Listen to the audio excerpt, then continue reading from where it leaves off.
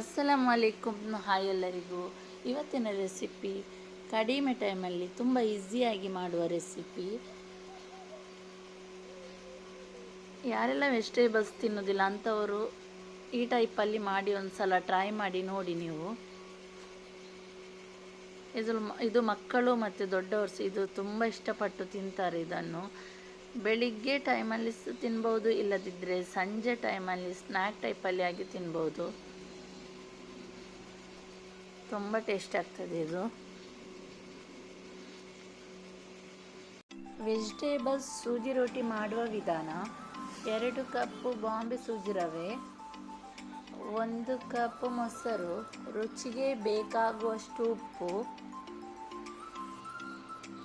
1 spoon ಜೀರಿಗೆ, 1 spoon chilli powder, 2 ಈರುಳ್ಳಿ, ಕೊತ್ತಂಬರಿ ಸೊಪ್ಪು ಸ್ವಲ್ಪ, 2 ಕ್ಯಾರೆಟ್, 1 ಕ್ಯಾಪ್ಸಿಕಮ್, 1 ಟೊಮೆಟೊ, 2 ಕಾಯಿಮೆಣಸು, ಶುಂಠಿ ಹಚ್ಚಿದ್ದು.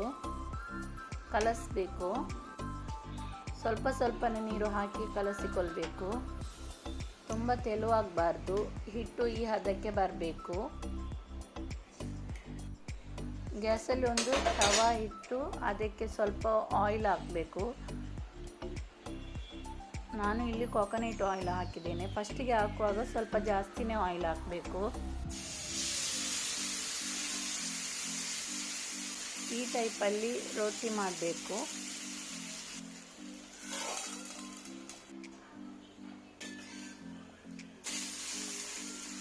ಎರಡು ಬದಿ ಕೂಡ ಇದು ಕಾಯಿಸಬೇಕು.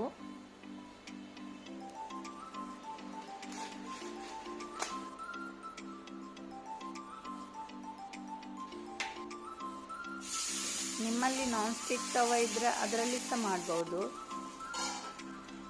ಅದಕ್ಕೆ ಆಯಿಲ್ ಏನು ಹಾಕಬೇಕೇನಿಲ್ಲ, ತುಪ್ಪ ಕೂಡ ಹಾಕ್ಬೋದು.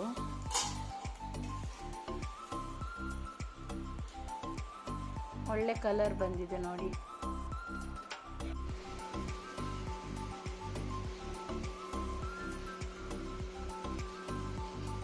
ಈ ರೆಸಿಪಿ ಇಷ್ಟ ಆದಲ್ಲಿ ಲೈಕ್ ಮಾಡಿ, ಶೇರ್ ಮಾಡಿ, ಮತ್ತು ನನ್ನ ಚಾನಲ್ಗೆ ಸಬ್ಸ್ಕ್ರೈಬ್ ಮಾಡಿ.